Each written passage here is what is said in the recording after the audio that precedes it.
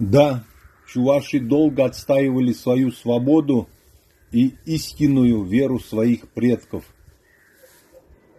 Цитата протоиерея Алексея Чаплина. Главная проблема современного православия и, собственно говоря, России – это то, что мы разучились быть рабами. Христианство – это религия сознательного и добровольного рабства. Рабская психология – это не какой-то скрытый подтекст, а норма мироощущения для православного христианина.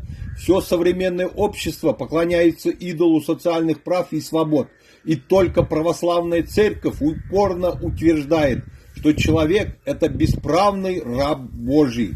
Поэтому так неуютно чувствует современный свободомыслящий человек в православном храме, где все проникнуто архаикой рабства. Что стоит за понятием рабства Божие, нам раскрывает Евангелие. Раб ничего не имеет своего. Он живет только милостью своего господина, который, посчитавшись с ним, находит его либо добрым рабом, исполняющим его повеление и достойным еще большей милости от своего владыки, либо лукавым и ленивым, достойным строгого взыскания. Рабство Божие лишает христиан даже привязанности к самым близким, мужу, жене, родителям, детям.